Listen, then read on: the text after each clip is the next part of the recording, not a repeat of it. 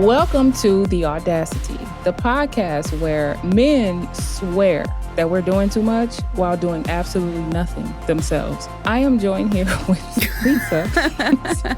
Lisa, what's up, girl? Hey, as always, we are so happy to be here, and Happy New Year to all of our listeners. Thank you so much for bringing us into the new year with you.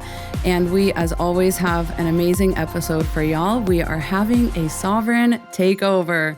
We have Queen Sovereign coming to join us. And if you have seen any of her content before, especially on TikTok, I know y'all will be excited to hear from her because she's very ruthless. She holds absolutely nothing back, and we are here for it. So we'll have that as our main segment. We'll be talking about how men feed their ego with Queen Sovereign.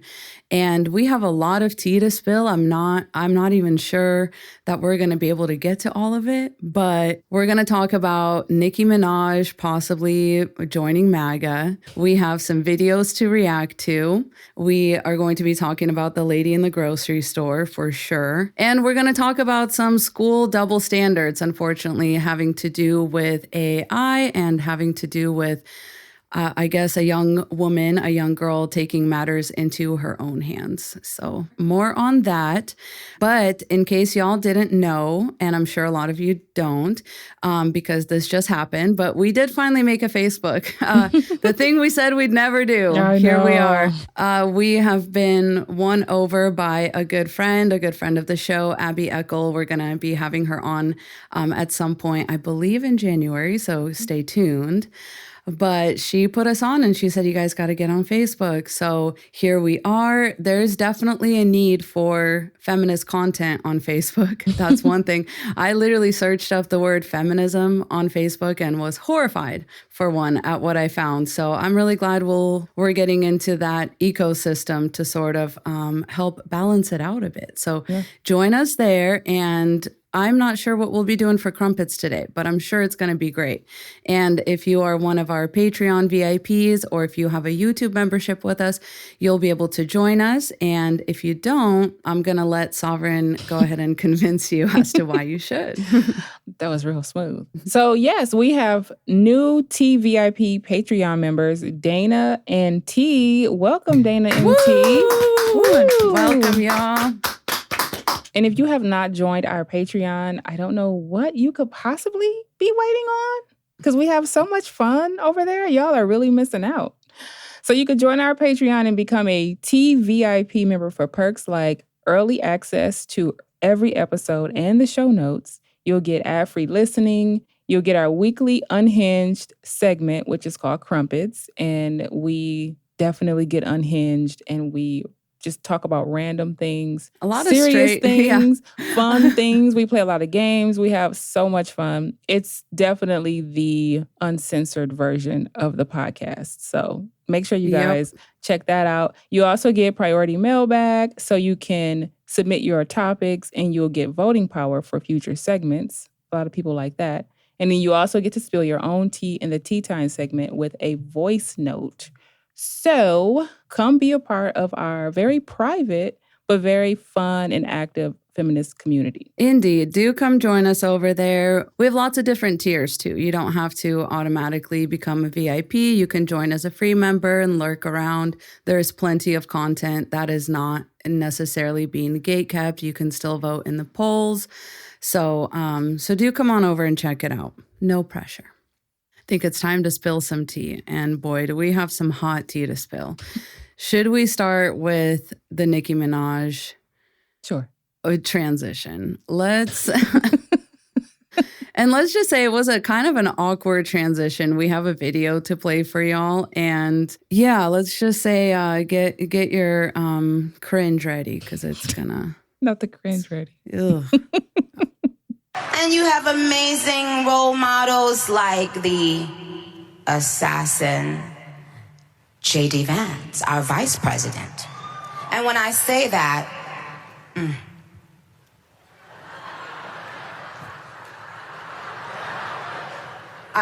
trust me, there's nothing new under the sun that I have not heard, so you're fine. Yikes. Yes, we did. I love you.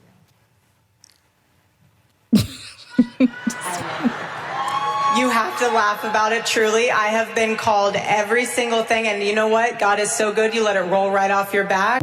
Oh my God, that was way worse than... Was that a Freudian slip, I wonder?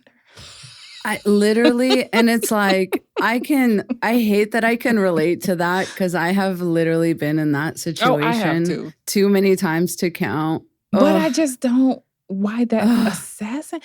Listen. Why wouldn't you script it and have at least a couple people just, read? I know y'all are reading off the teleprompters. Like, out of all the words. That's just so weird. But also, is it possible she was high? Because Nicki Minaj be high a lot.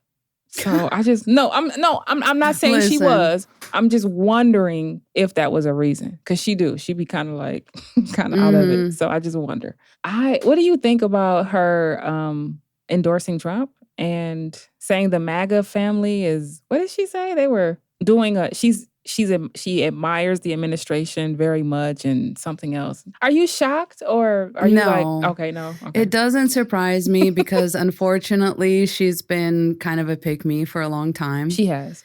And she has always had random beef with women that I have never really appreciated. And I think just that's been her evolution from...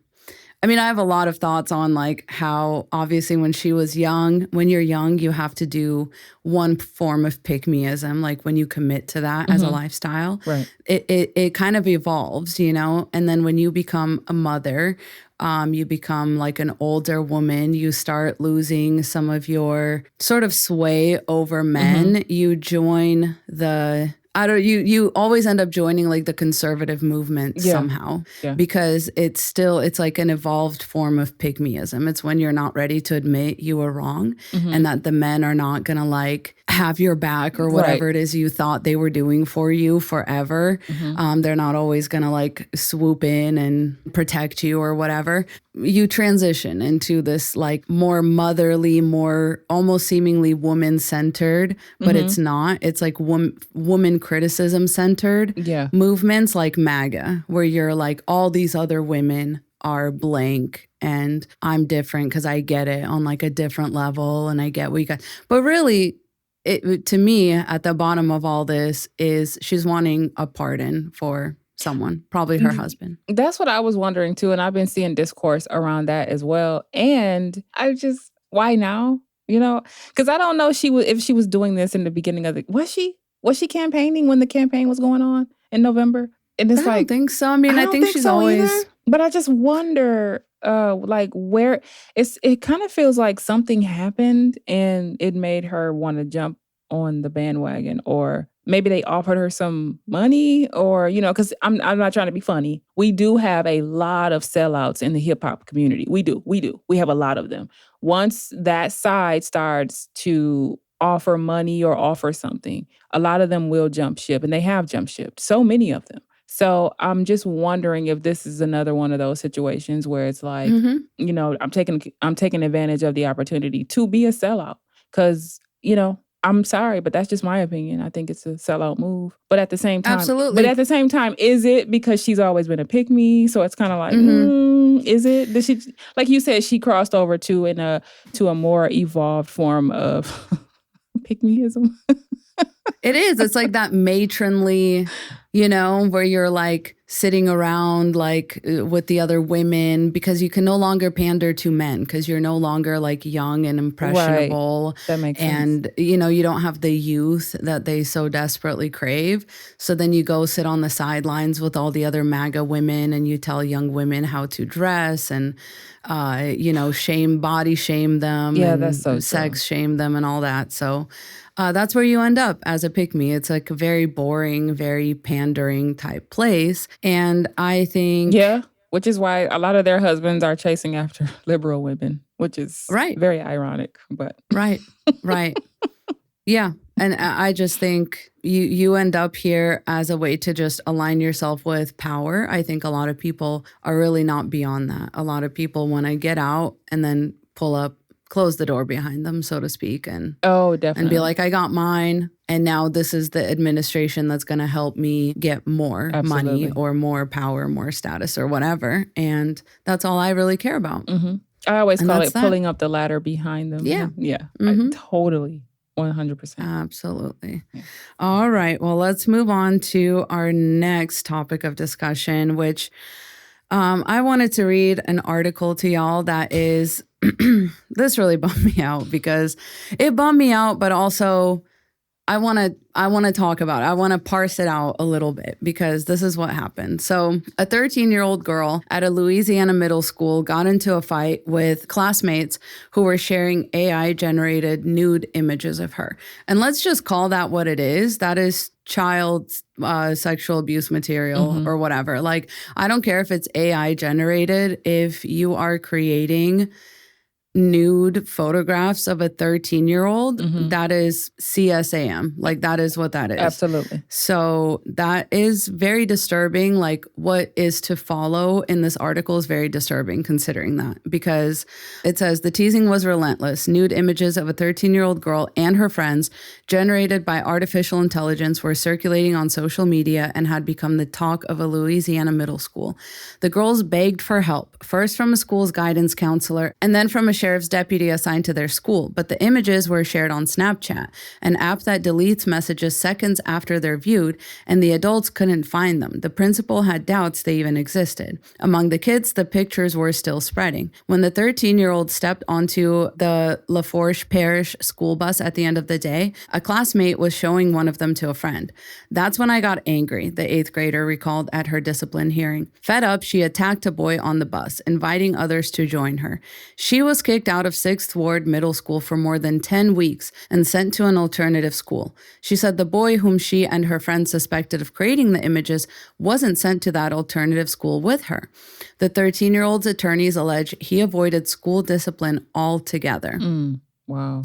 I mean, this is a story we see all the time. But here's a little bit of a silver lining. When the sheriff's department looked into the case, they took the opposite actions. They charged 2 of the boys who had been accused of sharing explicit images and not the girl. So what do we think? Because I'm like, listen, I think she was in the right. Like, I think her and her parents should sue the school. I think she was too. Because this is one of those rare cases where, like, even the police could see it. Even the police were like, yeah, these boys were totally in the wrong and like, we need to write this, like, whatever. That isn't like, I don't know. To me, it's like, that sets the precedent. So I feel like now. I know if it were me at that age, first of all, I used to be so vindictive. So I would, if I had the ability to do the same thing, I would just do one of him and it would be a shrimp, like a micropene. Take notes, ladies. Because at the end of the day, they're going to see you as the enemy because you physically attack somebody. But in this type of case, you can't do that. You have to be smart and you have to play chess, not checkers. And so I will go and make one of my own about him and make sure it's the worst possible image ever. So a shrimp dick or a micropene or whatever.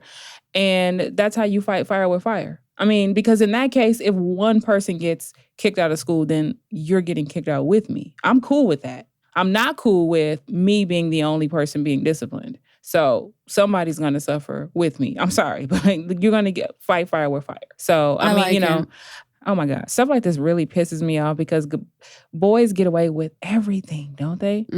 But this is where women and young girls have to be strategic. You just have to fight fire with fire. I'm sorry. That's my advice. I really love that advice because I really think that would be harder to dispute and that would be you could make it just as difficult to trace. Send it through over Snapchat. There's no proof. The principal can't really find it, whatever. It was interesting because I was reading the comments on that post, though, and somebody said there was some controversy at my school about a student calling a teacher a pedophile or whatever, and the principal actually took it seriously, and yeah, guess what? The dude had a bunch of CSAM on his laptop and was in a relationship with one of the 14-year-olds at the school.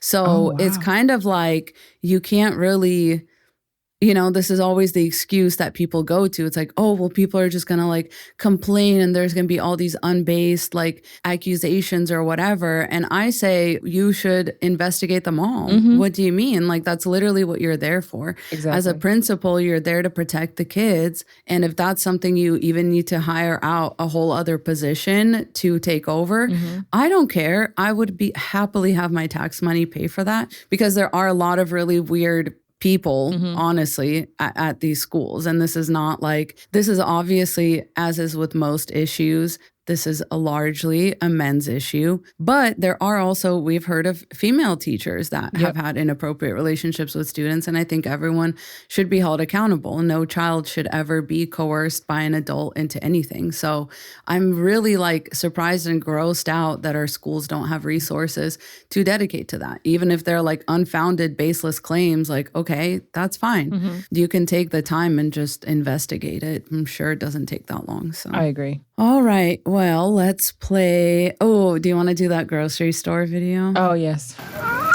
Y'all, I'm in Kroger, and you would not believe the audacity some people have. Me and my husband are in the shopping. My husband, the baby. Miss the baby. We in Kroger shopping. We on the aisle now. I'm looking at stuff. And this woman is with another woman. And she's like, sir, excuse me, sir, can you reach this off the top shelf for me? We're short. I look at them. I look at him. He look at me. He said, boo. The fact that he knew he needed permission to help these people, and the fact that they thought they could just ask him and he was going to move for them. The audacity. Ain't that right, boo? That done tickled my soul. So I say that to say this.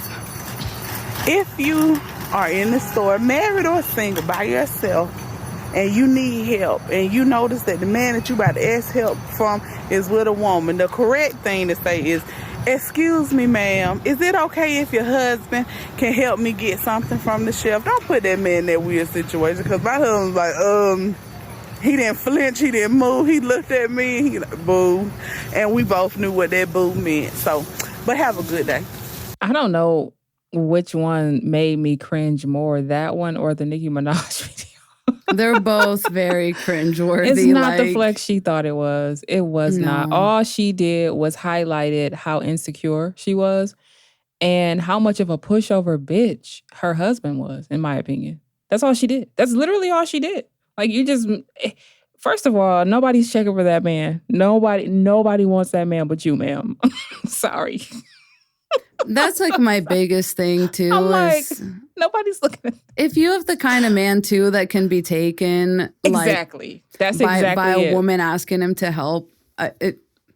Listen, that's exactly what was in my notes, because I was going to do a video on this over the weekend. And I'm like, who wants a man who can be taken by some woman in a grocery store saying, can you reach something? It's that easy? It's that easy? You're that worried about... I mean, I'm surprised she literally didn't have like a little leash on him or something like that. Now, what I will say, it's hard for me because I'm so torn, because I did like the energy the deferential energy that he had towards her.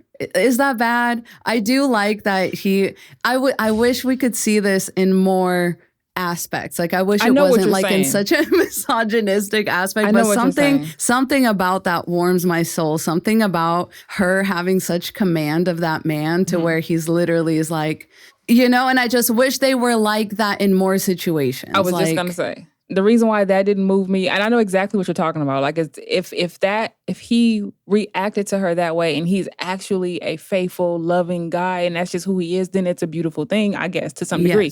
But I've seen men do shit like that and they still be cheating. So exactly. And that's why it didn't move me. It's almost like, yes. Sometimes they do that to detract. Throw you off the trail. off the fact that they're cheating. So it's just Yeah, because it's like, is he that deferential to you in other areas of life? Because if he's not, then he's just putting on a show. Yeah, exactly.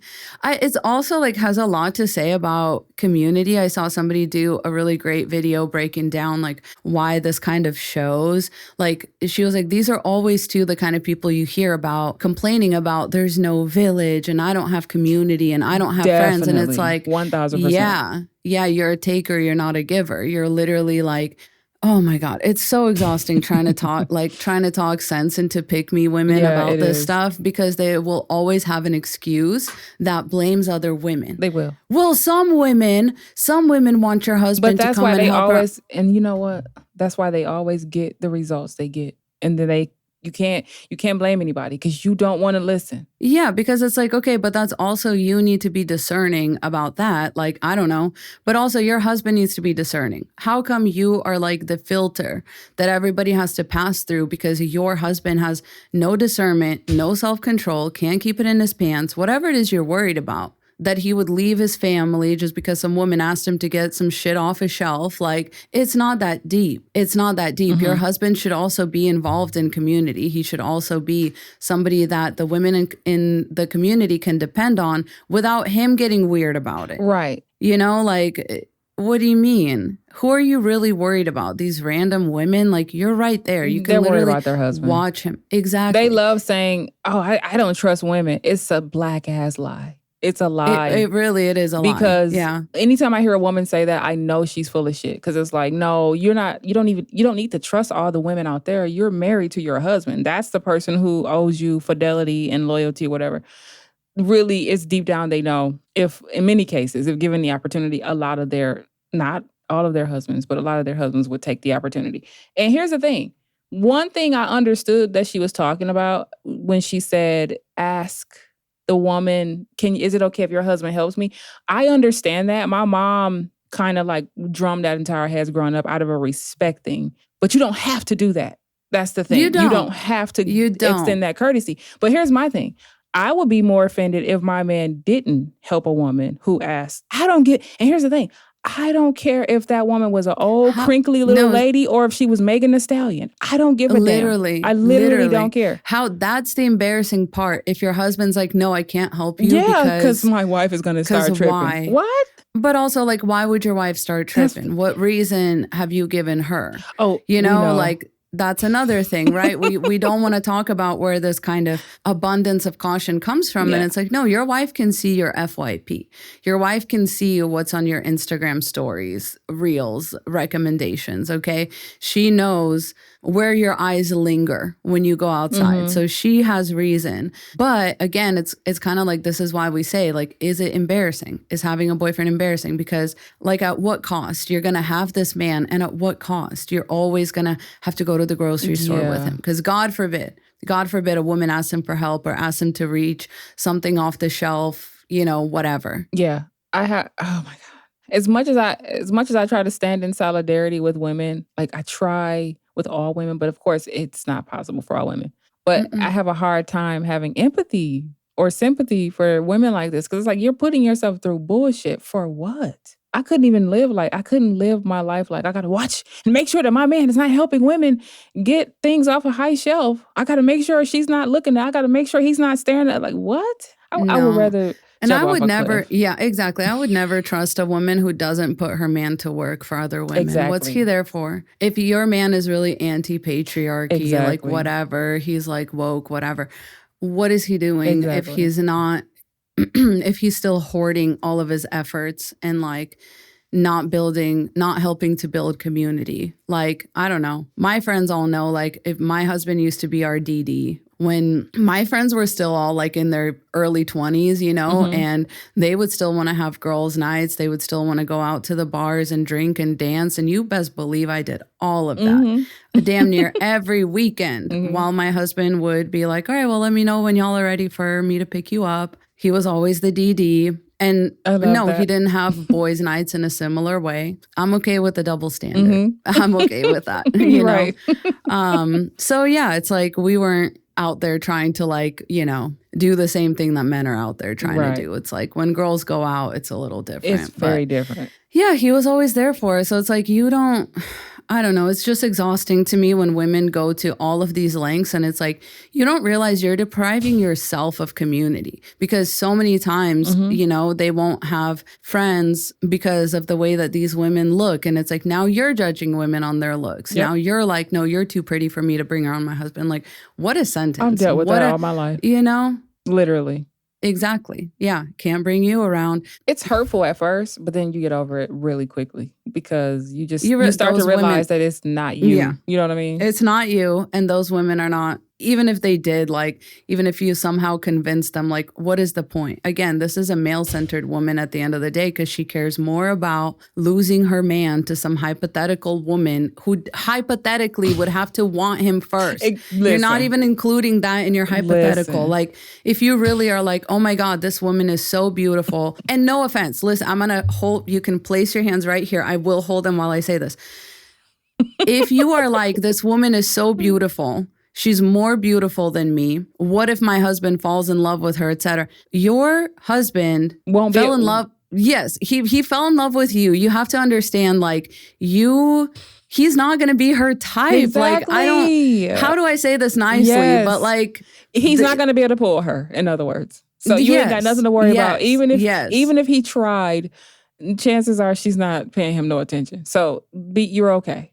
Exactly. Be cool. I think at the bottom of it, a lot of these women do know that. They know that A, their husband is that delusional, and they know that B, it will be embarrassing when that woman turns him down and then has to send you that "hey girly" text. Exactly. And they know it's going to be embarrassing. So have you ever seen the little meme where a woman was holding a man by his pee-pee and she's like, yeah, I found your man in my DMs. Here, take him back.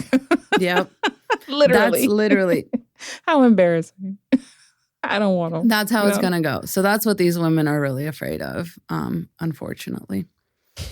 All right. And then real quick, before we move on to our next segment and welcome our amazing guest, we also wanted to, revel in the fact that both somehow Christmas came early and we got to watch not just Jake Paul, but also Andrew Tate get knocked the fuck out by professional fighters. Oh my goodness. And, just have their hubris completely dispelled about them being like these alpha masculine males, because they really have been sort of fixing their own fights. Mm-hmm. This has been a lot of people's theory for a long time that like Jake Paul has historically only fought either like retired boxers or people that like would be willing to throw the fight or whatever. Mm-hmm.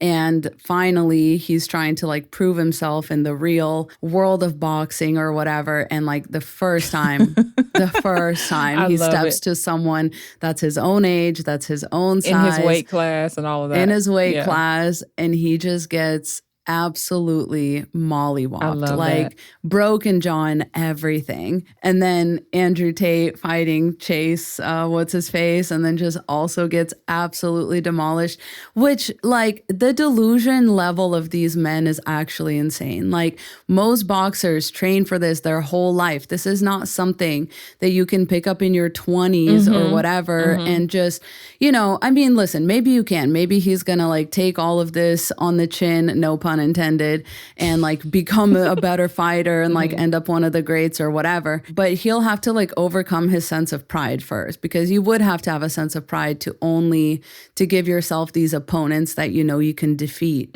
for a while before you step to anyone that's actually like supposedly your equal. I always got micro-peen energy from Andrew Tate. Oh, absolutely. Like always. Absolutely. And so if he's gonna box and potentially take steroids, I don't know. He's not gonna lose anything. So I feel like that's what he would probably need to do. I love it. Yeah, you don't have anything to lose probably. Oh, you don't think he's already taken steroids? I think that's the embarrassing part. No, I'm sure he probably is. But I'm saying already on. I'm saying because they say guys who take steroids, it shrimps them out or whatever. Allegedly. Yep. No, not allegedly. It's true. It's so true. Can you imagine? You have nothing to lose then. I don't know. I've never seen his PP before, but I just always got little dick energy from him. You don't need to see it. I don't need want to see it to know sometimes. I don't want to, but you couldn't pay me enough, honestly. I don't want to see it, but if somebody just happened to like snap a picture and put it on social media, I would oblige. I mean, just so I can laugh. I know. So I can have comedy material. I mean, honestly, we should just AI generate it because I guess that's legal. Now I guess we can do it and there's no consequences. Yeah. There's that. All right. Well, our guest is quite literally waiting in the wings. So we are going to welcome her in and we will be right back to talk about men's ego and how they feed it.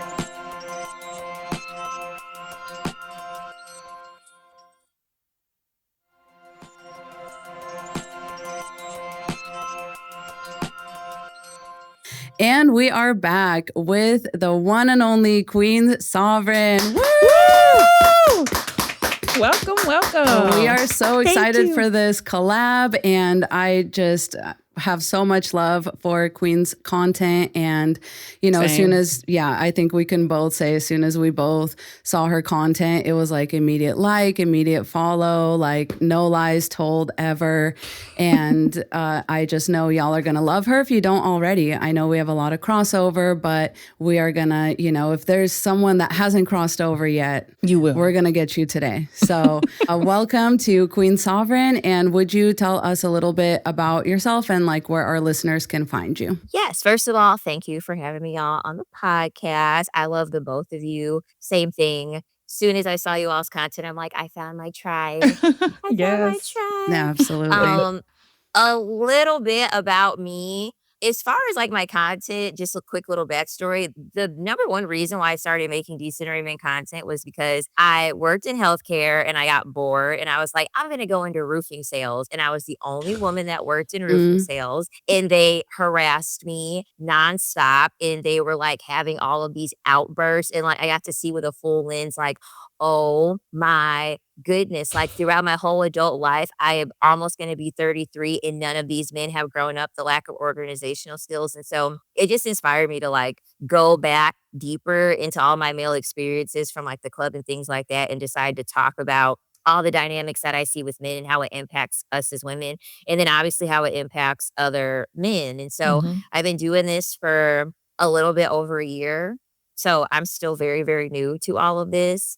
And you can find me at Queen Sovereign on TikTok. And then you can also find me Queen Sovereign on YouTube. Yes. Lovely. That's very interesting. I didn't know. I never knew what the that moment where you were like, you know what? So it was doing roofing sales. That is so interesting. it was doing roofing sales. So I decided to go back to my hometown in small little Indiana. And I was like, I'm bored. I just want to do something different. Like, and I worked in sales before I got into the medical field. And so I ended up like doing the interview and they hired me right on the spot. And it's so crazy because I didn't even mind getting up on those roofs. And it was even more funny because there were men that's like, no, I don't want to get up on the roof. Like, I'm terrified to get up on the roof. And I'm like, it's so sad. What? And it just really put like a lens up to just being around that many men and being the only woman, because the healthcare industry is predominantly women.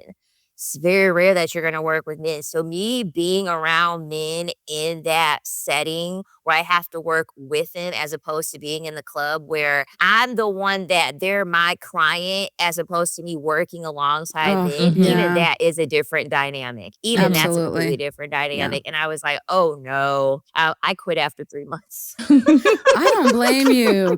Right. No, seriously, because it's like once you kind of try to be peers with them, it's like all of their defenses turn on. Yes. And they just start throwing fits. They're like, no, you're not the same. This is why you're not the same. You'll never be like a man. And even if when they're not saying those things out loud, I feel like they're like feeling it, thinking it, they're acting in that way. And it's just, it is one of those things that'll expose really how the patriarchy works and affects men and how they really start to think. But Yeah, so thank you for sharing that with us. We also would love for you to share your hottest take, or aka your audacity, with us. And we know you have lots of these. I'm not going to lie. I literally screamed aloud when I saw that when one of your videos dropped and it was just a zoomed in picture of Quentin Tarantino.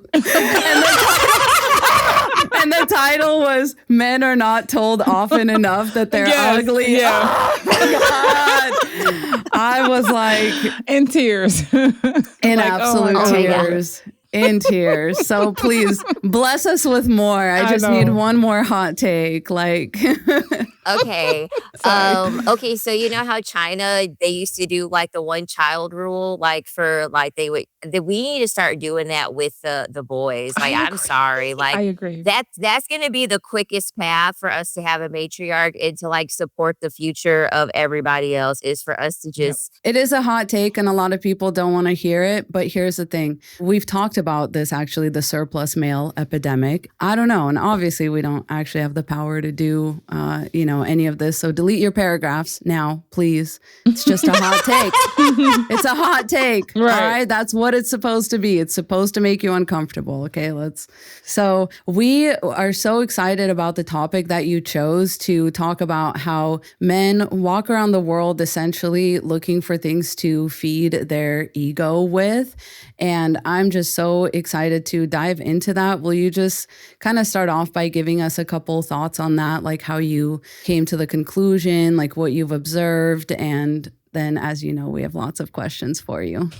Of course. So a lot of it comes from the talking points that men give in regards to their masculinity. And one thing that I always would find so interesting is that men will say that they can be emasculated, but there is no equal when it comes to the feminine. There is no term that can match defeminized, or having somebody have that much power that you would feel less of a woman, right? And so that already lets you know that men have to operate out of an ego, because they have like a fragmentation of masculinity, and it's just made out of glass. And so they constantly have to like pad and pad and pad that glass. That way it's not broken. And they have to make it everyone else's responsibility for you to say, you have to be the shock absorber. You have to provide this padding. And then they find all of these artificial ways to create the padding for themselves. And then we have to tiptoe around to make sure that that padding isn't removed. And for me personally, just with dealing with men, it's just the number one thing that aggravates me the most with sharing space with them, because they claim that they're not emotional. And it's like, well, if you're not emotional, why does everyone have to walk on eggshells to protect you from having an emotional reaction? It just makes no sense to me. Oh Absolutely. It's kind of like you try to give men a constructive criticism, but you learn, over time that it actually has to be exactly like you said, padded, bubble wrapped. It has to be a compliment sandwich. You can't give a man constructive criticism because he can't handle it. Right. Because it always feels like it's an attack on his ego, an attack on his identity, an attack on who he is as a person. And you're like, no, I'm talking about your actions. Like, why can't you separate your actions from your identity, from your ego, whatever? And I do think in a sick way, it is because they're so interconnected. I do think that most men almost don't do anything unless it feeds that masculine ego or whatever it is that they think they need to be feeding. So I really love that you're like circling in on this, because it explains a lot about them, like why they're so boring, for example. You know what I mean? I've seen her content about how boring they are. Yes. And so I want to talk about, like, because it's all about this like dominance almost, like it's always like this arm wrestling match with them. So can we kind of talk about that? Like, can we talk about why it's a way for them to receive dominance when it's actually the behavior is not that of a dominant Does that make sense? Like the behavior is not giving strong, it's giving annoying. A lot of the time, all of these attempts that they're making in order to be dominant, it's because patriarchy has set up this system where they have a hierarchy amongst gender. So these men are supposed to be competing with other men. They're supposed to be showing their dominance to one another. And so they're constantly trying to display their dominance in regards to women as if you're already not bigger than women, as if you're already not earning more than women. And it's like you have to add on more things. You have to get a car that's extremely loud. You have to go to the gym and make sure that everyone can hear you lift in the gym. Yes. You have to insert your unsolicited opinions. No one's asking you. You have to constantly give your critique when no one's asking you a critique. Like, these are the same men that sit here and feel like they're dominant because they're screaming at a TV with a team, because they're screaming at a group of people who are pushing themselves athletically and physically, and they will have the right to sit here and sit on their couch and look like they're 19 months pregnant and have a ton of beer and a food all over the place, and will sit here and be like, yeah, I'm going to criticize all of these players because I'm a man and I have the right to be so dominant, even though I couldn't even do a fraction of what it is that they're doing, because literally they won't feel like a man unless they are asserting their dominance in some way, shape, or form. And those are all of the ways that they constantly are doing it. Yep, I couldn't agree more. 100%. Not 19 months pregnant, though. 19 months pregnant took me out. Oh my God. I mean, even the audacity that these men have, like, on the internet, when there's like a girl, like, she's posting a picture of herself, or she like makes a video, and I mean, the woman is objectively beautiful, and then you'll have this man that looks terrible, and he's like, you look ugly, you look unattractive, and it's like, yeah, you're mid, and it's like, have you looked in the mirror? No. They're too afraid to look at a mirror. They have to be. And then they'll have no profile picture. And then the ones that do have a profile picture, I'm like, now you should have been smarter. Okay, see, absolutely. Knowing that we can see that, it's like this, you do start to wonder, like, are you self-aware at all? Like, do you post that picture and you delude yourself about how good you look? And then you walk around commenting on like beautiful women's appearance and then be like, 5. Not a 5 talking. Like, sir, do you even know what you objectively are? Like, a 5 would be out of your league by far. Right. And you had to have sat there and lied to yourself about what you look like in order to even make comments like that. It's so delusional. And so when did you first like kind of start noticing these behaviors in men? And like, I also wonder how our society perceives this differently when it comes to men versus women, because we all know we're not allowed to act like this as women. Like, so what's the deal with that? Like, I noticed it young. I noticed it in the first grade. I noticed it really, really early. And I of course have like a story time in regards to this. So a lot of this ego like driven thing is because men are just allowed to be this way, and the behavior goes unchecked. And if there is a young girl that's in the crossfire, it's then her responsibility to be like, oh, you should be nice to him because of XYZ. And so I was in the first grade, and I had this kid that I went to school with, and he liked me and he had a crush on me, and I didn't like him. I was kicking boys in the nuts since first grade. Okay. I love it. You can tell. I was born not liking it. Literally at the age of 3 years old, you know, the little towel rack that you like have in your place. And this was forever ago. So we had a metal one. My uncle was home, and my uncle made me mad. I was 3 years old. I literally ripped the rack off of the wall, and I hit him in the face, and I chipped his tooth. Oh my God. Oh wow, my God. That's iconic. I know. That is iconic. That's going into your autobiography. I love it. I never, ever had enough. I just didn't have the tolerance for BS, especially when it would come to any men. So he liked me, and I didn't like him, and he would do any little thing possible to try to like make my life harder. I'll never forget. We had this in-class assignment, and it was a lot of book work. It was for our history class. I worked so hard flipping through all those pages to find the answers to those like 30 questions. And it's the end of the class, and the teacher's going through all the papers, and she's like, I can't find your paper. And I'm like, whoa, what are you talking about? So I'm looking through all the papers. He was in my class. He had the audacity to take my paper, erase my name, and put his name on my paper. Wow. And I was constantly telling the administration, like, He's harassing me. We're in first grade and he already understands harassing to be able to get what he wants. And the administration did absolutely nothing. Long story short, this is what's crazy. I ended up leaving the school. I go to middle school. Guess who ends up going to the same middle school as me? It's him again. Same exact thing happens. He had the nerve to go to the teachers. The teachers, they had me stay over after class and they're like, he's complaining because like he feels like you're bullying him because like you just don't want to talk to him and you don't want to date him and you're not giving him the time of day. We now go into high school, and in high school, this guy makes a hit list in high school of like all the girls that ended up rejecting him. Thank God by that time, he liked a ton of girls more than me because I was just so mean. He didn't want to do it anymore.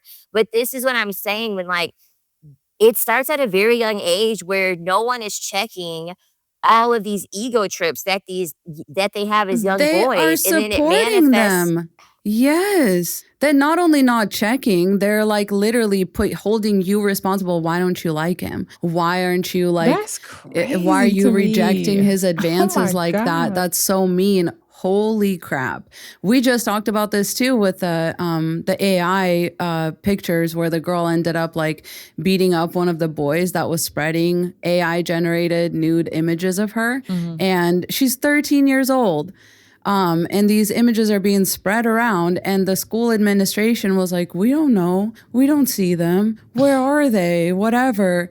And so she finally took charge and like beat his ass on the school bus and they got mad at her and they put her in like an alternative school for 10 weeks. Unbelievable. Yeah, and it's like damned if you do, damned if you don't, because if you go tell somebody, no one's going to advocate for you. Then you're still going to get disciplined when you decide to take matters into your own hands. This is why I always tell women, you might as well just take matters into your own hands. You might as well from the gate, because you're going to get demonized regardless of what you do. I'd rather just go out with a bang and just say, you want to know what? I'm just going to take care of this business and whatever happens at this point.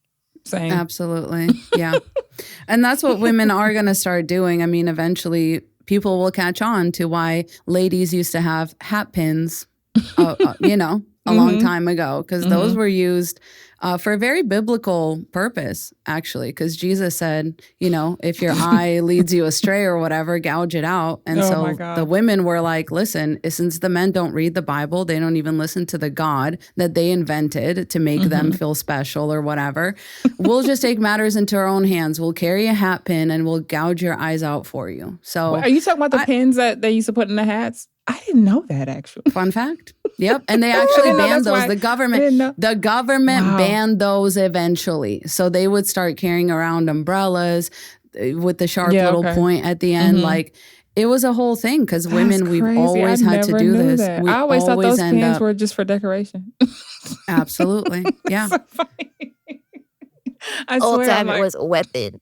That was the goal. I love that. That was the goal. I think we should bring it back, I think women will. We'll get creative. Oh, they will. Yeah. They will. And especially with like, I watch a lot of like K-dramas and oh my goodness, like the K-dramas, because we all know like with Korea, South Korea, and like they said that like the whole country itself, it's going to cease to exist because the women are not having children there. And a lot of the K-dramas, especially when there's like DV and things like that, in these K-dramas, these women are unaliving the husbands. Like, they're like, I'm tired of this. Like, same with the Slavic. Yes.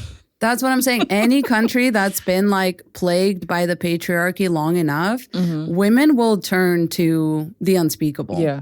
And that's women what's in male happen. fields. And they're not counting on that. They Exactly. underestimate us so much. They always do. Yeah. They always do. And then it's like, oh, you forgot about aqua tofana. You forgot about all of these other things that women have historically done. Eye drops or whatever. Like, you forget. Men forget so easily. Okay, so I wanted to actually talk about, because this is one part of your page that I really think is so important. And I know in the past, like, people have actually tried to pit us against each other in this way of like, whenever you talk about decentering men, whenever you kind of take your message to its fullest extent and you talk about how it affects women that men act like this and like why women should not be male centered and like looking for romance and, sort of trying to get men the traditional ways or whatever. Like they're stuck, focused on what do I do to make a man like me? What do I do? How do I get the right man? How do I get a good man? Like all that kind of stuff. And I just want to talk about one of the biggest reasons to not be male-centered is because a lot of this, even subtle male behavior, the ego feeding, the whatever, affects women. And I really love the ways in which you talk about that. So could you just share with us, like, how does this, men moving through the world like this, what does that do for women? What does this do for women in marriage and women in workplaces? Because decentering men is not just a romantic movement. It's also like, how do we move around the men that we work with? How do we move around the men that we run into at the grocery store, whatever? Because they're all going to be doing these behaviors. They're all trying to always feed their ego. Your family members. Your family members, yeah. So can you talk about that, the impact that it has on women, and then what's your advice if you have any, which I'm sure you do? Yeah, I think a lot of women underestimate the idea that whenever you're doing something for male validation, it's going to be at the expense of who you are as a person. And the longer you invest into caring about what men think, a part of you is going to die. Yes. And then if you decide to get in a marriage with somebody and then you decide to have kids and things like that, you're now going to be guaranteed to have a part of yourself die over time. And it's just going to be a long, repetitive process. And so I think the biggest thing is that as a woman, when you come to that realization and you can accept that, and even the women that are currently in it that might be married that feel like they've lost themselves, you really do have to ask yourself, how much of my life do I want to live where I'm just not myself because I care so much about what this man wants from me? Because the thing about it is that men are impacted by this. No. Men get to get married, they get to have children, and their life doesn't change. It improves. Nothing in their it improves. Every single aspect of their life is not being changed in a negative way. It's the woman's life that is being changed in that negative way. And the reason being is because she understands that, well, this is just what I signed up for in order for me to be able to have a husband and to keep a husband and to be able to keep my family together. And I think the biggest thing with like decentering men, like the way I look at it is that decentering men is centering yourself. Like, what do you care about? What are your non-negotiables? What are your boundaries? And so I think like the piece of advice that I would give to any women, like with decentering men, you have to get to a point where you unapologetically are going to be yourself, despite it isolating you, outcasting you, making people feel uncomfortable, making people want to retaliate, because this is a reason why women shrink. They shrink because it's much more scary to be an outcast outside of what the patriarchy tells you to be as a woman. It is a large threat that can come along with that. And so a lot of women are like, I don't want to have to deal with like not communicating with my family, or I don't want to have to deal with being ostracized or targeted at work because I'm not fitting in. But you have to pay a price for everything. And in my opinion, I kind of feel like I rather pay the price of being misunderstood, but I get to have my dignity still as a woman. And no man, no wedding, no love, no romance, none of that is ever going to be worth your pride and your dignity as a woman. Facts. 100%. Oh my God. That was so perfectly put. It's so perfectly put. In fact, it's like if you can see a man's life getting easier now that you're with him, you're doing something you wrong. should never be proud of that. Yeah, you're doing something wrong. If a man's friends are like, oh, I just did a video about this. If a man's friends are ever like, oh, she's such a good girlfriend, or if your man is bragging to his friends about how he has a good girlfriend, you fucked up. Yeah, and like they love to sell this dream as if the two things can coexist. So they always like to sell this thing of like, we're building, we're a team. And it's like, God, no. Yes. When a man is doing great and excelling in life, a woman's life is considerably worse than what it was before she met him. It's almost guaranteed.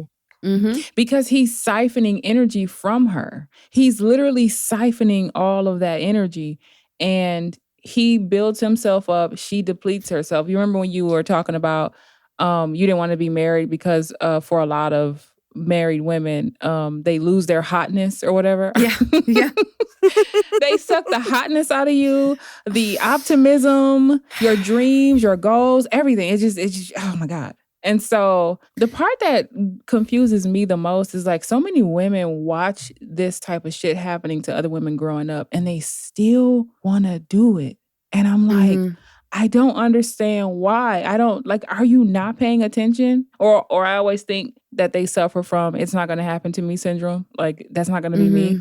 But it's just like at some point, we're in 2026 almost. Haven't y'all seen enough stories? Haven't y'all seen enough events or situations where it just sucks the life out of women and you don't get that glow up again until you divorce? Do you know what I'm saying? Like that's the next time. If you get another glow up, it's going to be after you divorce. So that's all the proof you need that marriage was sucking the life out of you. But they still sign up for it. And it's just like, why?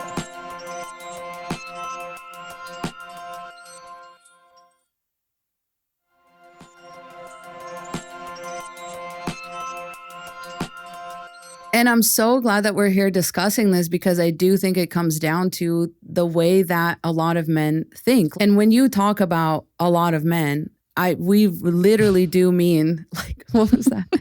Your video when you were like, look to the woman on your left, look to the woman on your right. They're not getting the good man. Like, you're not... It was so true because it is kind of, you have to look at it. You have to remember intersectionality too, you know, especially for like Black women. If you're struggling with the concept, it's like, how many white people can you fully trust to never, ever, ever take advantage of their white privilege ever, you know, to never throw you under the bus, to never, you know, to always have your back, to put their privilege aside every single time, to make sure you have the equal opportunities, to make sure you're getting paid equal. It's a very rare type of white person that had to do all this deconstruction work, that has to be aware of all of it. And you still can't ever trust them 100% because when it comes to money, when it comes to life or death situations, that's when people forget everything that they know. And it takes, again, a very rare person to come through 101% of the time. Facts. And we should all strive to be that, you know, as white people, we should strive to be that as men, but it is hard. It takes the kind of deconstruction work that most men are not going to ever do because they cannot get out of that binary mindset of I'm either the top or the bottom. That's what it comes down to for most men. Honestly, they think of it in these terms. They feel like women giving them constructive criticism is the same thing as like getting pegged or something, you know? They're literally like... We're emasculating them. Emasculating. Yeah, exactly. Yes, they always see it as winner loser. That's how they look at every single aspect of interaction with a woman. And their whole goal is like, no, like I'm losing if you give me criticism. I'm losing the game of our relationship if I am, you know, I'm infallible. Like I'm above criticism. Yeah, and it comes through in all of these like even subtle ways that when you try to center yourself as a woman, they are like, wait. That's a threat. Like, that's a threat, yes. And then they try to sabotage you in little ways. Again, this is whenever men are not doing this work very actively and like all the time, and they're not listening to women talk about this. There's like so many, you know, subtle flags you can notice with men and how they respond to certain situations. Or even if they are listening to like feminist content, are they only listening to the men who are saying it? Are they actually listening to women? There's so much to unpack there, but for the most part, a lot of them are just simply incapable of getting out of that winner, loser, a hierarchical mindset. And I just think women are not tapped into that quite yet. Like for a lot of women too, when they talk about, well, I still want a man, they are thinking of a very specific type of man. And that man is typically not going to be the evolved, like one that's done all of the work. You know, they're like, well, I want a man who makes a lot of money. I want a man who's like this and that, and he can take care of me. He can make decisions. He can lead, whatever. You're describing a power hungry man at the end of the day. Oh, like, God. I get it. I get that. Like, kinda, you know, they're kind of worse. They're kind of worse. And I'm not encouraging. This is not a broke man, like, you know, apologist or anything. Like, also don't date the broke men. They're even worse. Because then there's really no benefit. But I'm just saying, like, a lot of women are confused why they can't find like a good man. But it's like, you're looking for a patriarchal man at the end of the day. You would only be willing to settle for someone who's like you know, I don't know. At the end of the day, it's like you will get into that power struggle with him, though. You will. And when you try to center yourself, he's not going to be there for that. He's not going to ever sacrifice off his own back. He's going to be threatened by that, and he's going to give you an ultimatum at the end of the day. You can have my kids, you can submit, you can do this or that, or I will find somebody who will. And I'll be like, chuck up the deuces. Deuces. I'm out. I'm out of here. Literally. Go ruin somebody else's life. Facts. That. Clock it. That's my new favorite thing to say on social media now. Like, I'm always in people's comment sections. Clock it. Clock it. Clock it. It's so catchy. Sovereign, you actually had some questions. Yeah. Oh, it was kind of off topic. It was really more about you. So I think that's helpful though, because it helps to give the insight of like the early deconstruction. So yeah. So at what age did you start to realize most men were not to be trusted? Oh, probably like 20 when I was in the club. So really? 20. Okay. That's so interesting. Okay. What was it? Like, what was the thing that, was it just like the married men being in there, or was it? Yeah, like that was the first time in my life where I got to see men be unfiltered. And the thing about it is that like, I didn't grow up around men, but my side of the family, my mom's, well, really both sides of the family, but my mom's side of the family, they've been man hating since the beginning of time. Love that for you. They've never liked them. All of them only got married once, and once they divorced, they never remarried. They never had a man come in the home. They never had a man around. So amazing. So I didn't have any exposure to men, but all the women in my family were just kind of like, yeah, like we don't have them around for a reason. Same.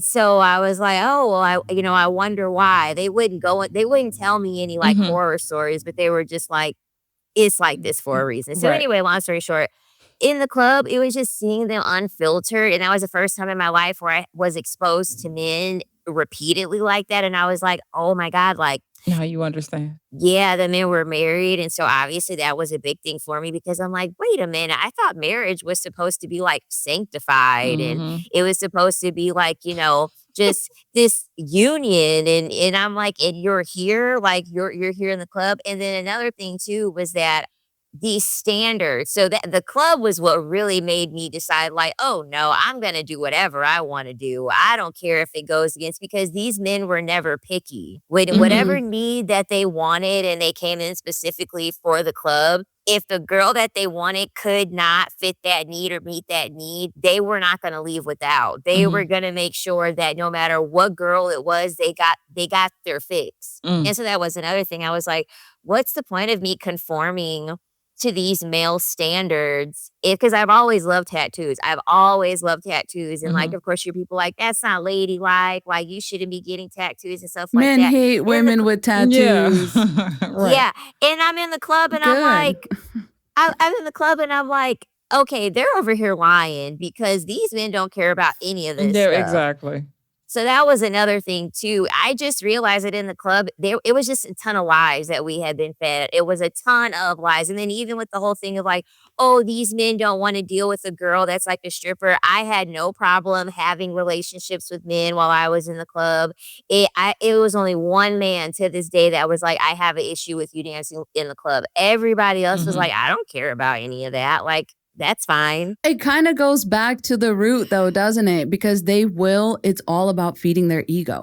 It's whatever they feel like gives them that little edge on you. Oh, you're this, you do this. Oh, you dance in the club. Oh, men don't like that. Oh, you have a degree. Well, men don't like that either. Oh, well, you're an independent woman. Men don't like that. Oh, you want to be a stay-at-home mom and everything like that. No, men don't want women who just want to be lazy and stay at home and be a gold digger.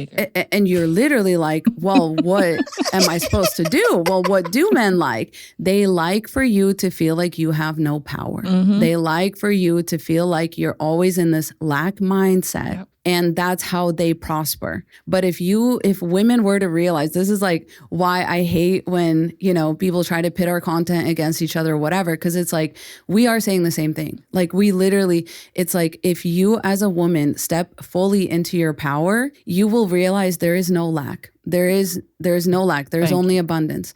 When you fall for these like male-centered ways of thinking, whatever, regardless it may be, like getting pitted against other women or being like, oh yeah, well, it's not all men, and like my uncle and my grandpa this. And when you start focusing right on these minute details, you lose sight of the abundance that awaits you on the other side of like centering yourself. Yeah. And like truly just to know that like you're fighting battles for men that they would never fight for you. How many men are in Andrew Tate's comments when he's like, women are gold diggers, women are 304s, they're all ran through, it's gay to have sex with them. How many men are in there actually arguing with him? Like, you know, standing up. Like, why would you as a woman come into the comments of a woman trying to put you onto the right path and argue with her? And it's like, men are not doing that for you. When they see red pill content, even if they don't engage, or like, even if they just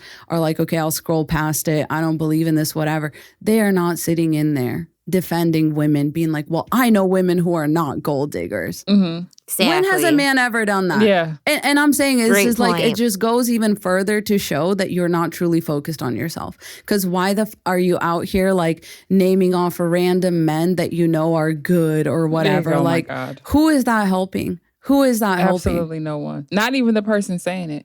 You know what? I realized very young, giving into, I didn't know it was called the patriarchy when I was like in my teens or 20s, but male nature, or if you want to call it bro code or boy world or whatever. I realized that if you went left, they criticize you for going left. If you went right, they criticize you for going right. So I learned very young that you're damned if you do, you're damned if you don't. So I started very young doing what the fuck I wanted to do. Like I realized that when you give in to patriarchy or the male ideologies, you limit yourself. You literally put yourself in a box. It's just like deconstructing from religion. You feel free. Once you realize that I don't even believe any of this, or this is all bullshit or whatever, a weight is lifted. And you're free to move about the world. And I'm like, I don't need a book to tell me to be a decent person. I'm just going to be a decent person.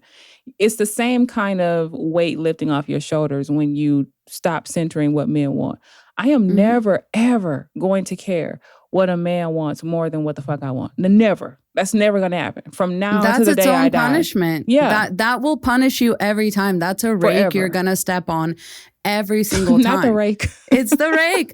I love it. I love it. Because it's literally the moment that you're like, oh, let me just see. And you step on it. Yeah, and then literally.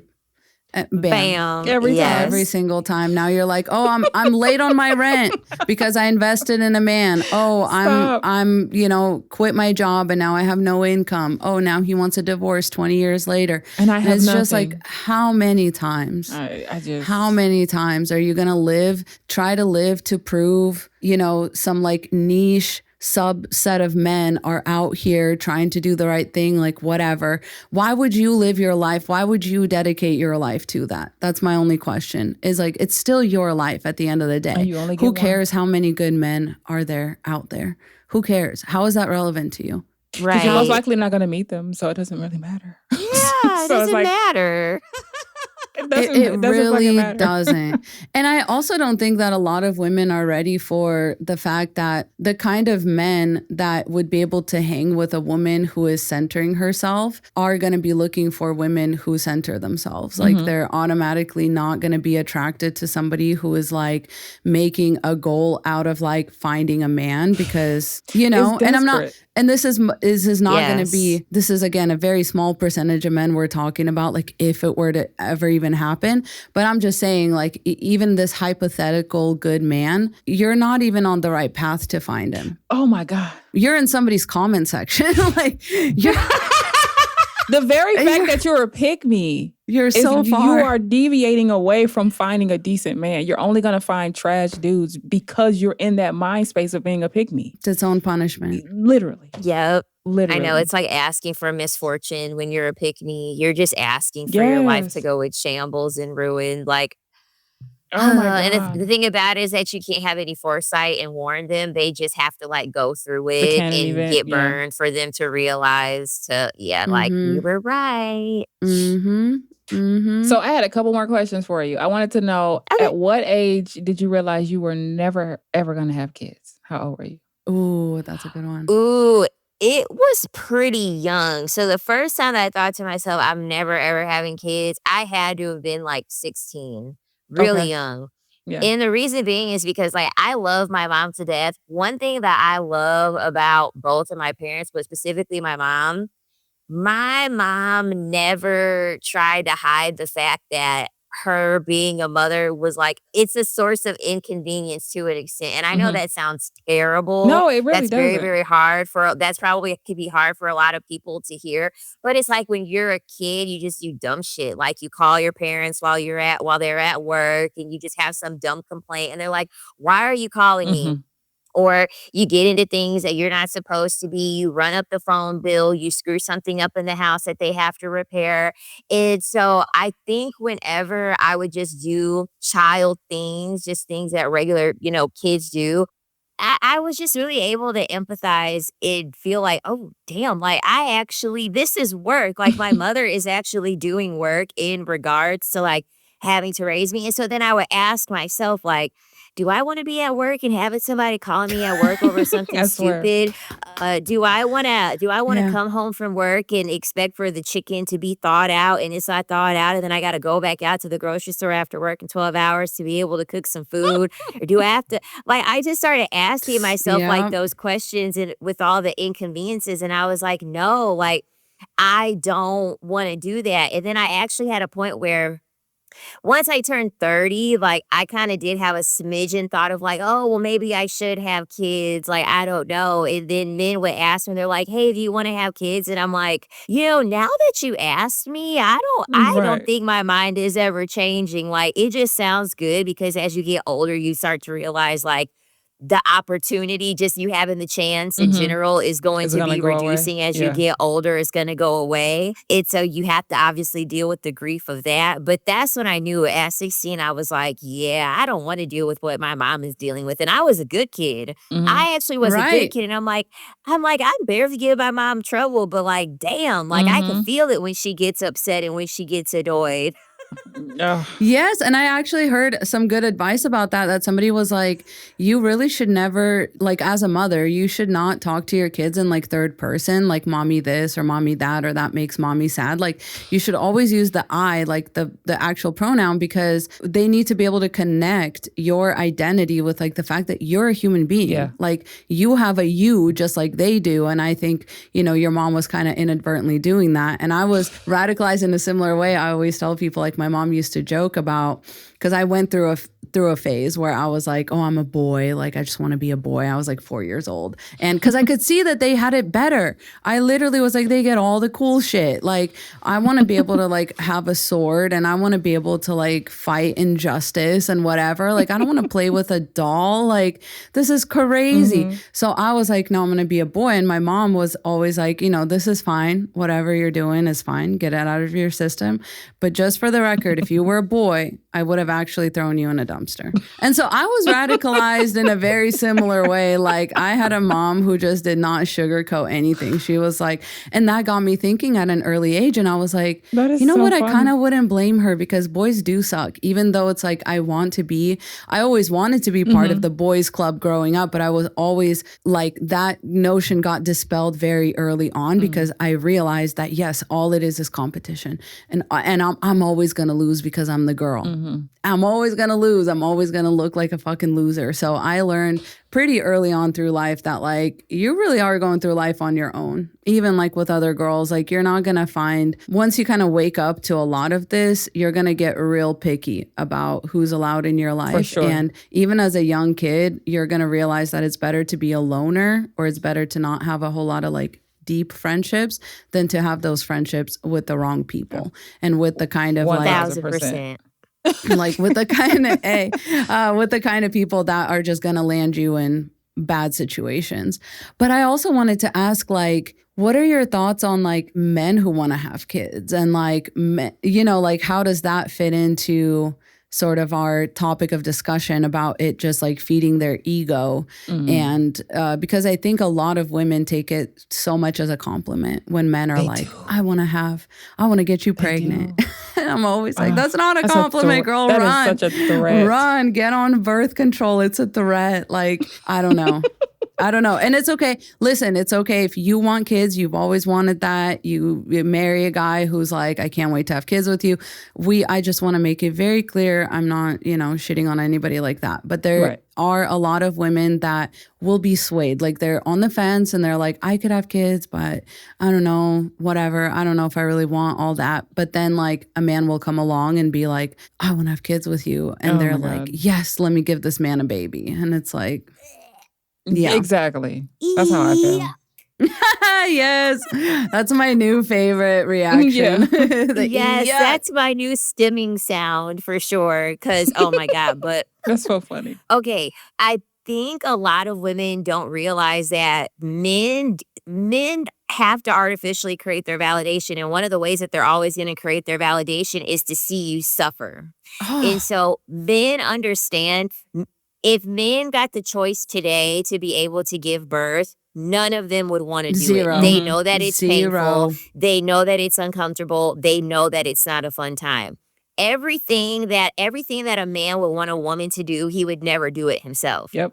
And so a lot of the time, like one thing I can't stand is that we live in a society where as women, like we have a period and we have to go to work on about our day and have a period and no one's going to know because you can't express that you have a period. And I feel like it's the same thing, like even with pregnancy, right? Yes. Women just go through pregnancy and it's just like working until you're 9 months is just crazy. And like women wear this as like a badge of honor, how much they can suffer to be able to please the man. And what women don't realize is that women need to be more vocal about how things are making them more uncomfortable. And this is why I'm really glad that, especially through social media, women are coming forward more about their experiences with pregnancy. Like my teeth fell out, my hair fell out. I have terrible postpartum depression. Like there was one girl, she lost her leg due to pregnancy because she had sepsis. They literally had to amputate her leg due to her being pregnant and getting septic. And so a lot of women don't realize that pregnancy, and like I work in OB-GYN, so it's like I've always seen the lens of like, no, like your pregnancy, this is life or death. Right. Like this is literally something that could take your life. And women take it way too lightly. Women make it seem as if getting pregnant is like it's like eating a steak dinner. Like they make it seem as if it's just this like wonderful, great, like enjoyable thing. And the reason being is because women understand that if they express inconvenience, it's going to be at the expense of them having a partner. And that's where the issue lies. Women don't ever want to sign up to inconvenience a man because they know subconsciously men don't like to deal with women that inconvenience them. So women take it as a badge of honor because they like to take their suffering as a badge of honor because according to the patriarchy, that's what they reward. They reward your suffering. You're supposed to stay through the cheating. You're supposed to stay through the emotional neglect. You're supposed to do all of the domestic labor with a smile on your face, no matter how tired you are. So a lot of that comes to the root of we have normalized suffering through the socialization and through the indoctrination of patriarchy, where women are thinking that it's a compliment that a man wants to have your child. And what women don't realize is that, and you said this before, we project a lot of positive qualities onto men that they simply don't possess. They don't want to get you pregnant because they want to take care of the child and wake up in the middle of the night for the feedings and, pick them up and drop them off. No, they want you to have a baby because they get off on seeing you suffer for them. Yep. And that's why we say it's its own punishment. Because did y'all hear all that? Like, did you hear, like, this is why I say I love your content because you lay it out so clearly. Like the things you have to give up, it literally sounds like its own punishment. Why would you want that? My whole thing is like you're signing yourself up and you're putting yourself in a situation where it's like the investment is outweighing the benefits that you're receiving from it, right? And you're sitting here and you're like, yeah, but one day this will pay off. What day? What day is that going to be? Never. Imagine it with me. It's not. Because the man has no incentive because you're doing all the suffering. unless he's suffering, he has no incentive. Mm-hmm. Exactly. What do you mean? Like it's kind of like it's religious in this, and this is why men love religious women and like they love women that go to church, godly women, whatever, because it's the same exact idea. Like your crown, your jewels are in heaven. Your reward is in heaven. And it's literally like, where is the heaven? What is the heaven? Because the way that it looks like to other people is you wiped this man's butthole. You fed him dinner every night. You know, you carried his children. I don't even think they should be allowed to claim those. I mean, listen, that's my hot take. I have lots of them. And I feel like the matriarchal way would be to honestly separate. Because when you really think about it, that is it's at the same time, the number one threat to a pregnant woman's life is her partner. Yep. Yeah. Explain that. Explain that. If men are really out here trying to like do right by women, and there's even like any amount of good men out there, what are they doing? They're standing on the sidelines while all of this happens. Mm-hmm. Like, we have to be honest about this and call it out. Like, even if you think you have a good man, but when he gets around other dudes, he bros out. And he doesn't call them out, and he's not like, wait, man, that's weird that you said that. Can you explain that? Can you like explain this to the class? Because we're here at a dinner party and you just said something wild. Like, can we talk about it? Because a lot of men just won't, because that's again, to stand up to another man kind of takes, it's like the wrong ego takes a hit.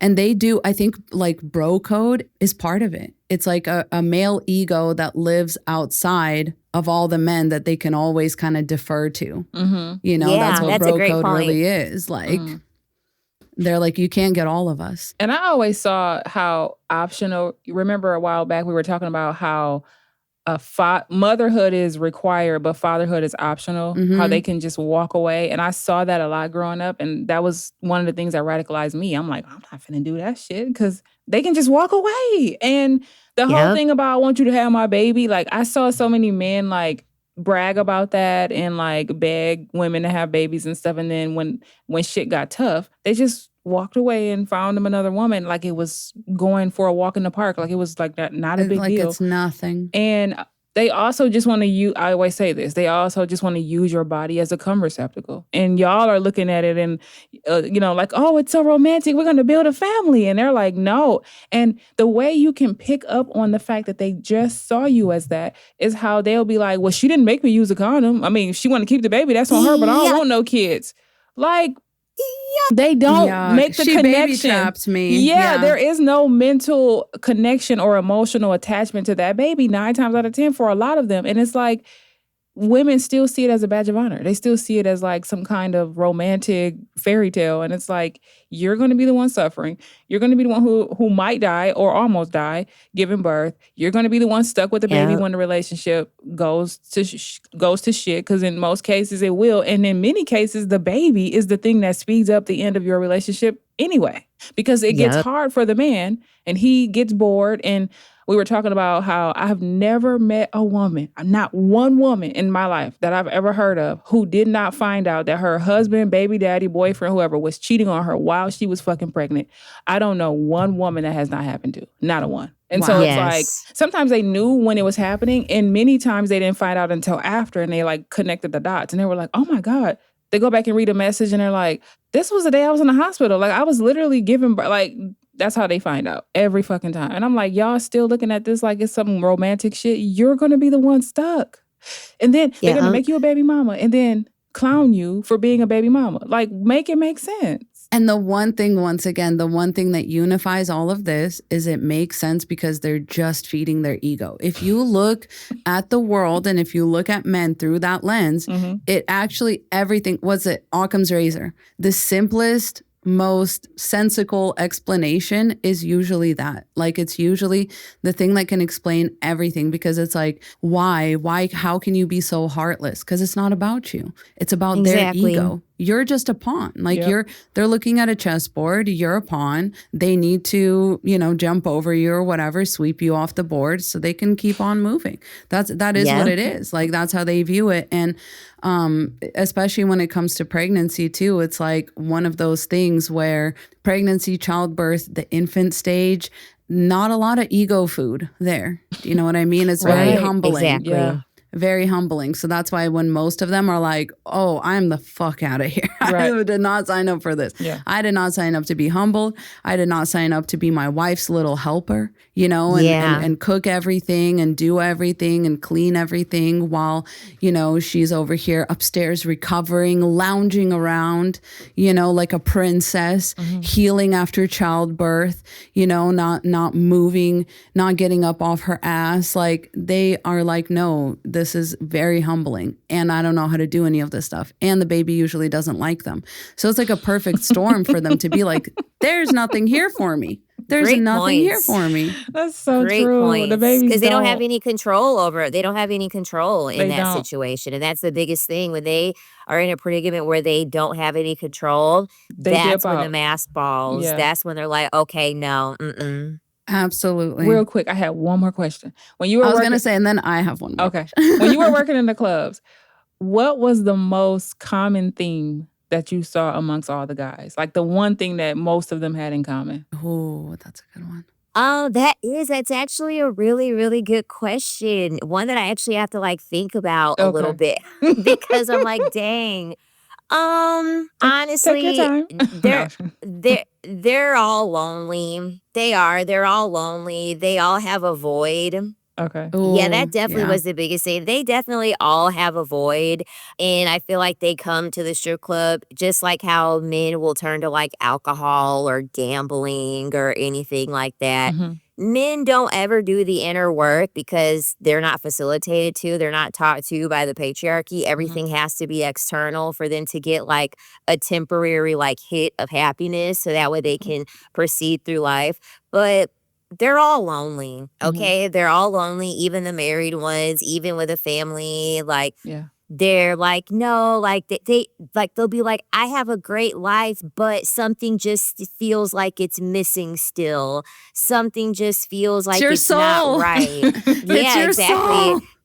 Exactly. I'm thinking like it's inside of you, sir. Yeah. Like it's something deep down in there that you're not addressing, and that's the reason why like none of this stuff is working out for you. You know what I mean? Because then these men, they come to the strip club and then that's not enough. And then they need to get an S worker outside. And then the next thing you know, they're acting like Diddy and doing all that crazy stuff, having these parties. Not So Diddy. it's like they get to the point where it's like they're so empty that they go far, far on the deep end. And then they get DL and all that stuff. I'm like, Yeah. oh no. So that's where it comes from. It's because they have a void and they're finding just all these searching. external ways. Yeah. Lisa, remember on Desperate Housewives when I want to say it was Bree Vandekamp that was saying was it Bree Vandekamp or was it her husband? One of them said that most men live lives of quiet desperation. Quiet desperation. Yeah. So when you just said that, you just made me think about like how a lot of them just feel empty. You know, I think there are men who have found like purpose and they are fulfilled in their lives, but I think a lot of them just don't have. And not in masculinity. They haven't found that purpose in the patriarchy. They haven't found that. That's why we always say the investment in the patriarchy is its own punishment for women or for men. Yep. And I love that you said that. You connected that whole like they're lonely, they're deeply lonely because they've never sacrificed for anyone. They don't know what an actual human relationship feels like. Because to them to sacrifice is to bend over and get pegged. Like there's no difference. It's the same picture. The same picture. They're like, I don't know how to differentiate these two things. I feel like I have been dominated. And it just comes down to that. And so I just wanted to wrap it up, ask you one final question. Hopefully. But the question is, what is the most like pertinent piece of information that you think women should take away from this? Because ultimately that's who our podcast is for. And we're here exposing the lies of the patriarchy. I do think, you know, it's kind of disingenuous to say that women in the decentering men movement shouldn't talk about men at all and shouldn't try to expose the patriarchy. God. We're not for that. A lot of women, we learned this kind of from the Barbie movie, that you have to say what you will about the Barbie movie, but they did have some good lines in there about, you have to call out the cognitive dissonance that women experience under the patriarchy, that like a man's attention is a compliment, that, you need to bend over backwards or whatever. So what is kind of that piece of information for women? Like if you could just give women one thing to really try and open their eyes and wake them up to the fucking reality, like what would it be? Patriarchy operates off of fear. And so fear is the number one thing that you have to face on your decentering men journey. Because anything that is created to control you always has to operate in fear. Yes. So this is where you get you're going to die alone with cats. No one's going to take care of you if you don't have any children. All of it is rooted in fear. And you should always question that. Nothing that would be good for you, anything good for you, no one would ever have to convince you to do it by using fear. It would never have to happen that way. Yes. And so the things that these men are, no, you're good. The things that these men are trying to convince you to fear, it's a projection. They fear those things and they have to project it onto women in order to try to get women to comply. And my biggest thing too is like, listen to other women, like listen to their older women. Like I really do advocate for women that are younger. Please listen to older women, because another thing too is like the competitive nature. That's the reason why they have age. Age is a very big thing for them, because they don't want us to communicate with one another. So that way younger women can gain wisdom in order to avoid any of those situations that these men have to bring them. So, and then another thing too with fear when it comes to patriarchy, it's so serious that it's a life or death situation, because a lot of women also, the patriarchy socializes us to not want to believe our intuition. And so this is something as small as like, I don't know, maybe you want to get on an elevator and there's a creepy guy on the elevator and you're like, ooh, but I don't want to like be disrespectful and like, show him that I don't want to get on the elevator. But like, that this guy is creepy and like, you're going to be in an enclosed space with this man. Mm-hmm. You cannot let fear of being difficult, you're being over emotional, you're overreacting. Don't let those things make you be fearful. It's always better for you to be over dramatic and to overreact, because in the patriarchy, it is a matter of life and death. Facts. If you don't react appropriately to the situations that are being presented to you. Absolute I love facts that only. so much. Yes. So anyways, like I said, if you were not following Queen Sovereign already, I know you're on your way there. I don't need to tell you, but just a quick reminder, all the links to follow her will be in the show notes. Some of your videos are literally like, they stand out on their own to me, because they change like my fucking brain chemistry. So I love that we've all been able to do that for each other, and like we just have honestly the best ecosystem. I love it. I really do. We do. I love our community so much. I do. I love our community so much. Same. Like I just love the support. Oh my God, I just love it all. Oh. Yes, so for sure.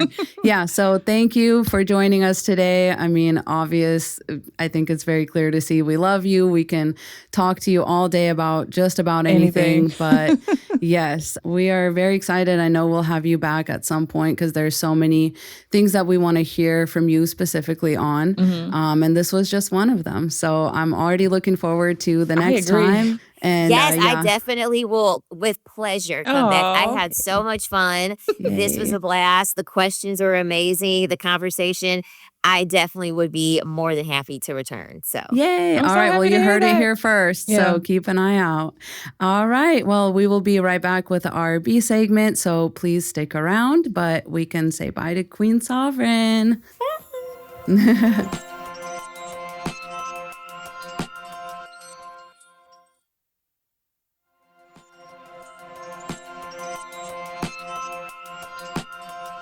Welcome back, and we are here with This You. Today we have a judgment to make on whether somebody is being an asshole or overreacting, and I have picked a story from my Reddit scouring, from my Reddit detecting.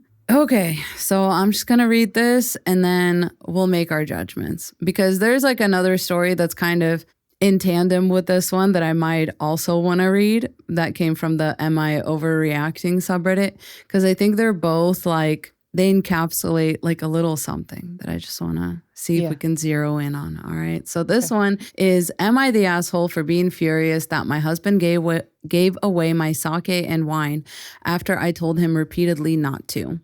So it says, I, 30 female, came back from Japan about 2 months ago and brought home an expensive bottle of sake I specifically picked after doing a sake tasting class. I'm not a big drinker, so I chose something I genuinely liked and that my husband would enjoy.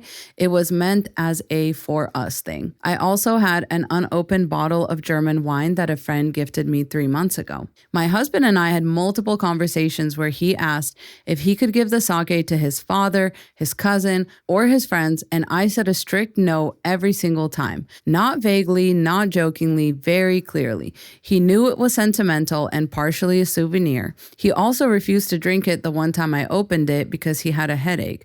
So I had about 20 milliliters and left the rest untouched. Fast forward to 3 days ago. I'm away from home and he has friends over after a pub night. I didn't even you know exactly where it's going.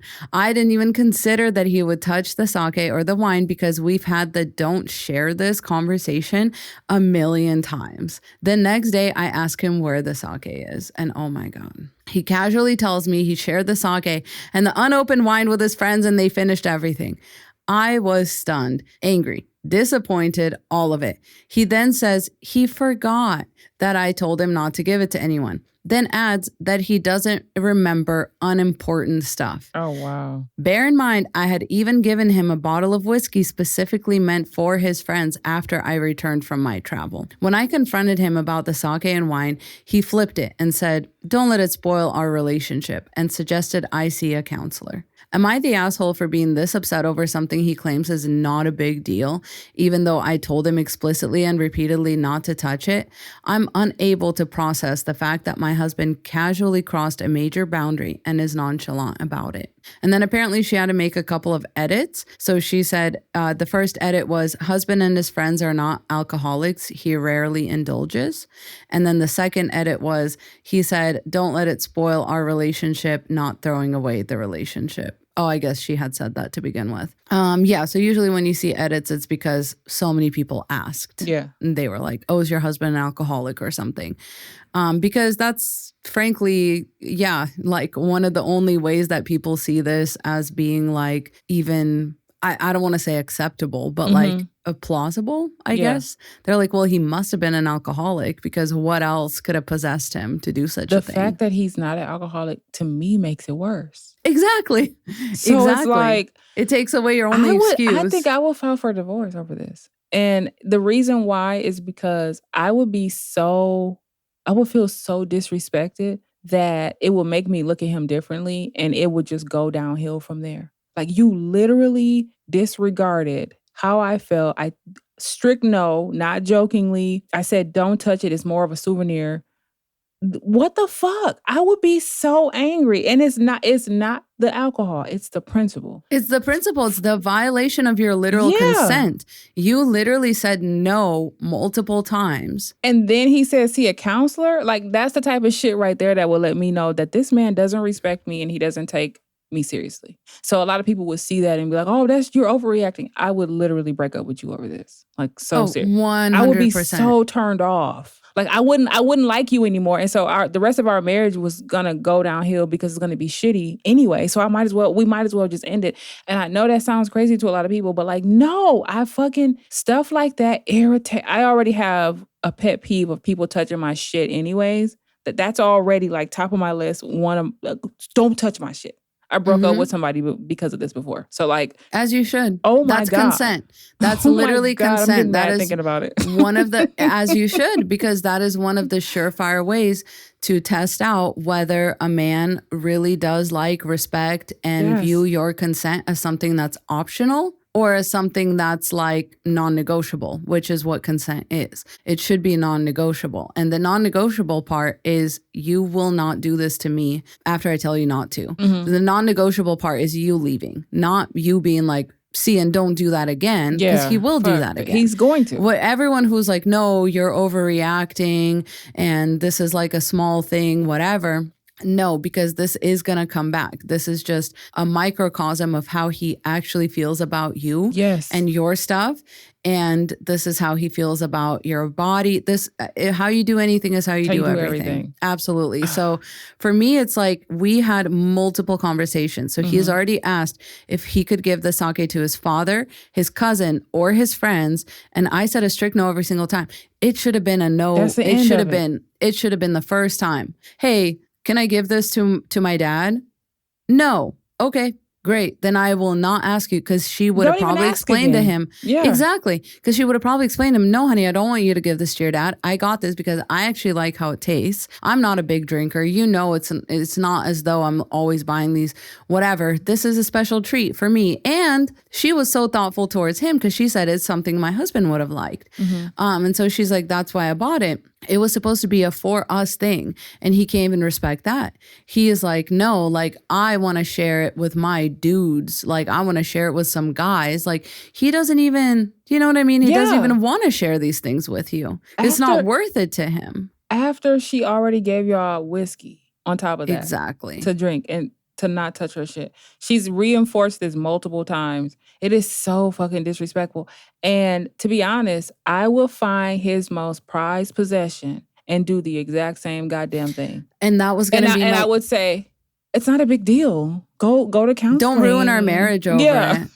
Yeah, don't overreact like that. Yes. Because that was going to be my next point. If you're ever confused as a woman in these kind of situations and you feel like you're being gaslit, switch the fucking gender. Do it every time. Yep. Every time you're going to be like, oh no, people would shit on me if I did this. If your husband had this, like, you know, the Lafroig 16-year, you know, cask, whatever, aged whiskey. Yeah. And it was like his prized possession. And you had asked him multiple, hey, babe, when the girls come over, can we just like split this bottle of whiskey? Can we just like do some whiskey cokes with this?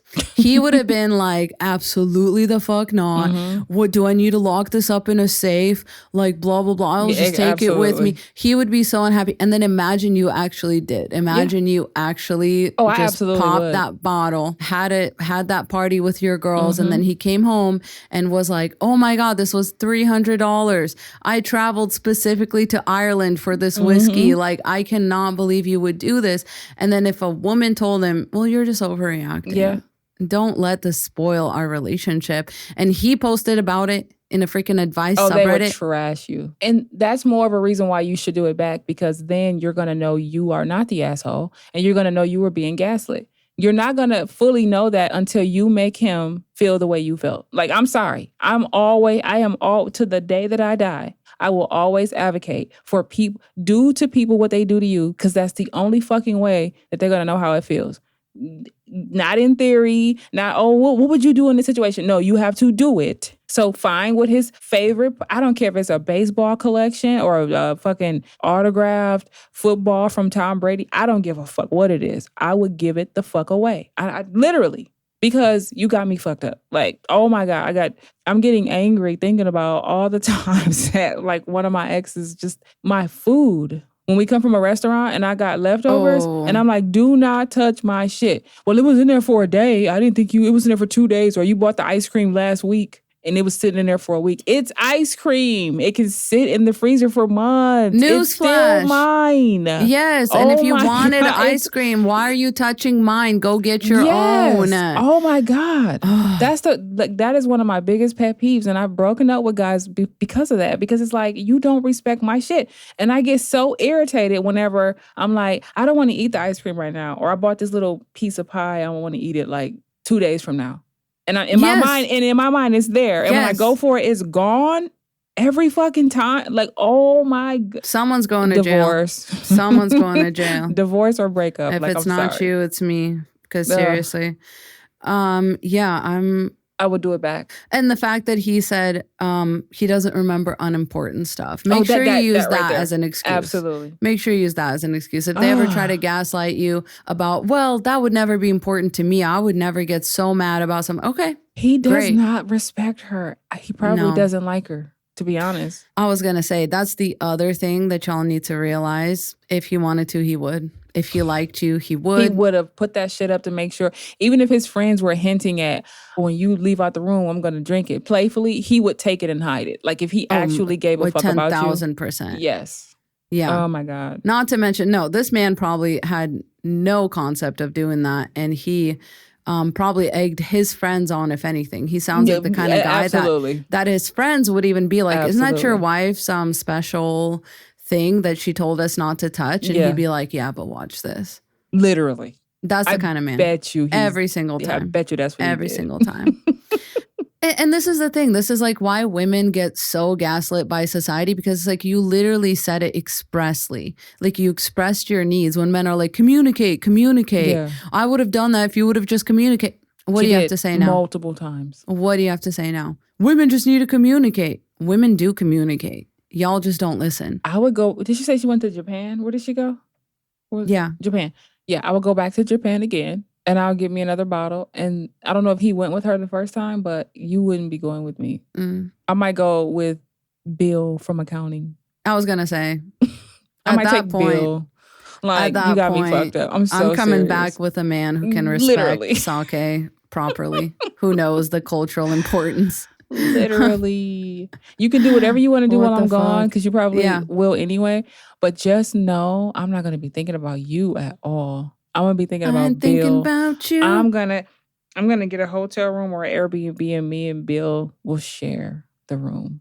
So no matter what you're doing, it's a girls' trip to Japan. You're gonna be thinking about me and Bill the whole time. Yep. Yes, exactly. And there will be nothing you can do about it because I'm all the way in Japan. You can't do shit. You're going to get a video of me and Bill clinking our sake shots together. And then turn your phone off. Yep. Or do not disturb. Gonna blow that phone up. Oh my God. That's right. Listen, I'm ruthless. I will so hurt your feelings. No, I'm the one that's lying, and I don't feel bad about it. It's exactly what you get. This brought back so many memories. My blood is like halfway down from boiling. Okay, well, can I just read another one, because it kind of goes to the exact same point. And it's one of those things where, again, women will be gaslit about this. I actually think people on the internet have gotten better about this. This is more something you have to watch out for with like family members or even friends you know in real life. Because at this point, they will be more likely to write it off. Like the advice subreddits have come a long way, because I really think women got in there and started validating each other. Yep. Because I've been on Reddit for a long time. And the advice women used to get in the relationship advice subreddit used to be gaslighty just shit. Gaslight. Oh my God. Nothing but gaslighting. Well, you should have communicated. I think you're right. I think I remember that too. Yeah. And men don't understand when you say it like this. You need to say it like that. It was just used to be full of men. Oh, well, I do that. Am I a bad boyfriend? Oh my God, bro. Yes. Okay, so this is another one. This is the men feeding their ego. I'm keeping that connection, that through line, okay? Am I overreacting to my boyfriend putting a single chicken tender on my plate when I specifically said I wanted a few? And I read that title and I knew people were going to be like, yo, maybe you're overreacting. No, I promise you she's not overreacting. So this literally... I'm sorry. I really do love women's audacity these days too, because the girls are not taking shit. I love this. I love it. She said, so this literally just happened this evening and I'm still fuming. I can't sleep. My boyfriend, 28 male, and I, 26 female, have been together for 3 years. We live together and generally things are great. But this incident has me questioning everything. The drama. I love it. I asked him to make dinner tonight because I had a long day at work. He decided to make chicken tenders, store-bought, microwaved. When they were done, I was in the other room and I called out, can you put a few on my plate for me? He brings me my plate. 1 tender. Singular. I looked at him like, and he just shrugged and said, you said a few. That's technically a few. I said, no, a few means like 3 to 5, not 1. He said, well, technically 1 is a few compared to 0, and laughed. Are you serious? I told him that's the dumbest logic I've ever heard and asked him to get me more. He said I could get up and get them myself if I wanted more since he already served me. At this point, I'm annoyed, so I said forget it and just ate the one tender with my sides. And he's now acting like I'm being dramatic and says it's not that deep and I should have been more specific if I wanted a certain amount. But like, who interprets a few as one? I'm sitting here wondering if this is a red flag about him being intentionally difficult or if I really am overreacting to a chicken tender situation. She needs to break up with him. Immediately. I get a feeling he felt emasculated because he had to cook dinner and he was mad that he had to cook dinner for her in the first place. And that's why he did that. Because how hard is it to put two? At least two. Two could be a few. It's not one. Anything but one. Are you kidding me? So he want to punish her for having to cook. That's what I think. And then he didn't even cook. He just microwaved some fucking already literally microwaved him. Oh my God. And I'm assuming she makes dinner all the other nights. Right. For both of them. Yeah. And the fact that he didn't even bother to serve her a single tender without being asked to specifically is already like a huge red flag because it's like, who did you think she was asking you to make dinner for? Just yourself? That's insane. I would break up when with him. she usually makes dinner for both of you. So that's already one way that he intentionally misinterpreted something to benefit himself and to put her out as a punishment. Also, I know from reading deep ass like Twitter threads where men will sit there and tell on themselves about how they act when they no longer like a woman. And this is it. This is the behavior that they would describe. They're like, I just try to drive her crazy in like little ways. If she says a few, I just give her one. If she says be there at this time, I'm going to be there an hour late. If she says, you know, I'm insecure or whatever, I just don't comfort her. Like they do this shit on purpose and they will tell other men about it. And another thing to watch out for, and I hate to say this, and I don't, you know, but this sounds to me like something a man would do if he low key thinks you're gaining weight. That's and he very doesn't true. like that. Yeah. They That cannot is so help true. themselves. Yeah. They cannot help themselves. The truth, like it just always comes out of them. And it's just in these weird ways because they don't know how to communicate directly. They don't know how to say what they are feeling. So they're like, That's true. I'm just going to give her the one chicken tender because I think that's enough. I get more and more disgusted with, oh my God. You can't help it. I would break up with them. Like, Yeah. Because this is only going to get worse. Because when you overlook this, it's going to be something else. And you're going to overlook that, it's going to get progressively worse. Anybody who likes you would not do this. It's that simple. It's really that simple. And this is why we have to tell women like to center yourself. Like this is what it comes back to. If you were to actually center yourself in the situation and not give a man the benefit of the doubt, what would that look like? Yeah. It would look like a different outcome. It would look like the outcome would be you leaving, frankly. Yeah, it would be. Because then you'd be like nobody, exactly like you said, nobody that actually likes me would be able to stomach doing this to me. Yeah.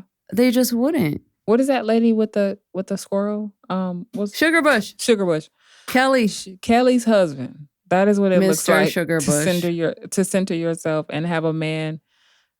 If it's the right man, he's gonna respect the fact that you're centering yourself because he sees you as the prize anyway. If you're with a man who doesn't see you as a prize, you're with the wrong man anyway. It's really simple. You know, the older I get, the more I realize just how simple it is. Like it's really simple. If he's doing that to you, he don't like you. Done. That's it. What was that one? Oh my God, there's a TikTok audio. If he is not calling you, he don't like you. If he's not asking you to hit, he don't like you. Auntie Jackie or yeah, I think Aunt so. something. I forgot what she said her name was. But yeah. It's brilliant. She just gets straight to the point and I love best piece of advice. It's the best piece of advice. Men are incapable of lying with their actions. They can lie with their words. They can lie with whatever. But they will tell the truth. Like their actions will tell the truth. And so never write them off. There's really no action too small. This is why you have an intuition as a woman. It's to keep you safe, and you need to listen to that shit. So whenever you're getting like this mad over something, also know that if you're over, if you're like, why am I overreacting over this chicken nugget? You're not overreacting. It's because you've been gaslighting yourself about other things. And this was the one that just made you finally fly off the handle and exposed all the rest of it. But trust me, you're not flying off the handle just for no reason.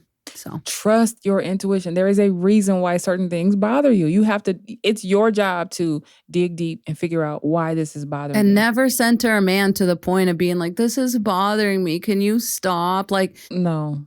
What do you mean?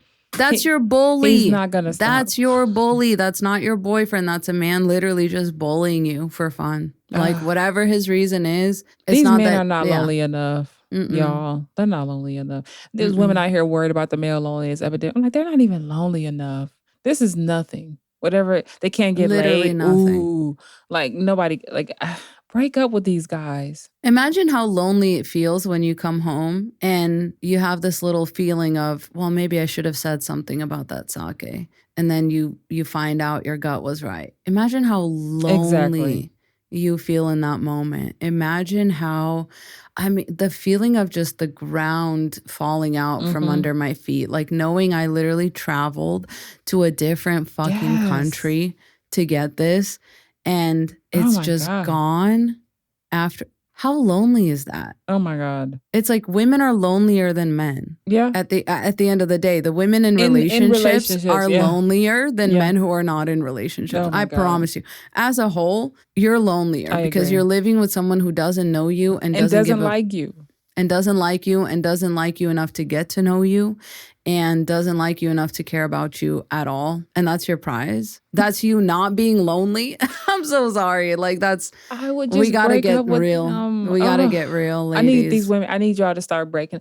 I need women to start leaving at the first red flag. And I think they are. I think more and more of them are. And I think it does encourage me to see that like even these little stupid things are becoming enough for women to stop and be like, and think about it at least. What the fuck is this? For sure. This doesn't feel right. I would never do this to you. Yes, we're on the right track. I think we're on the right track overall. And speaking of, let's read some of our poll results. Okay. So our question was from Mel Hamlet's episode, which if you haven't seen it, oh my God, what are you doing? I know. That went from 0 to 100 so quick. I loved that episode. I love Mel. I love her so much. All right. So as a woman working in male-dominated workplaces, what has impacted you the most? And the options were having my competence constantly questioned or undermined, dealing with subtle sexism, gaslighting, or being talked over, managing safety, boundaries, or inappropriate behavior, or realizing the boys' club protects men no matter what. I'm going to say the split was pretty even, but I want to hear your answer as somebody who does work in a male-dominated. For me, I would say C. Nice. Yeah, that's like a life or death type shit. Yeah. Most people said A, having my competence constantly questioned or undermined, because I do think, even in like those office, like white collar situations. But yeah, in some jobs, this can literally be life or death, or like, like the poor welder girl, Amber Jack, that was murdered by a coworker. I just can't. I can't let that one go. Yeah. That one's just stuck with me. So yeah, stay safe out there, to say the least. I guess I don't really know. I don't really have much to add there, but. Our recommendation, obviously, for this week is Queen Sovereign. Check out her greatest hits. I mean, my recommendation would be go to any of her channels and sort by, literally, the most popular or whatever, and just work your way from there. But also keep in mind some of the underrated, some of the lower viewed videos from any of your favorite creators a lot of times are not to be slept on, because those are the ones usually we're the most proud of. Yeah, it's I swear. It's like a deeper thing we were finally able to like connect and put our finger on, and then it just goes over a lot of people's heads, or they're like, this isn't Or sometimes the algorithm just doesn't push it out that true. day. Yeah, it's true. Sometimes you just get screwed over. So Did she look super pretty today? She's always pretty. Stunner. But I'm like, the colors, oh my God. The colors. I love it. And the lip and the black on her, like she always looks pretty anyway. But I think today she just like really popped out. I love to see someone just leaning into their like the persona. I don't know if you saw her like latest videos where she's wearing the fur and like she's talking. I love it. I love it. I'm like, yes. And when she was talking about the color eyeshadow, she did a video about how she was saying people don't like color eyeshadow. They like boring, neutral colors. That's misogyny. Like, yes. Mm-hmm. Oh my God. Yeah, I just love her. They don't want us to have fun. So yeah, be sure you check her out, and we will be back next week to talk about something, I'm sure. So we'll be back next week to talk about nothing. Stay tuned. All right. Love you all. Happy New Year. Bye. Bye. Yay.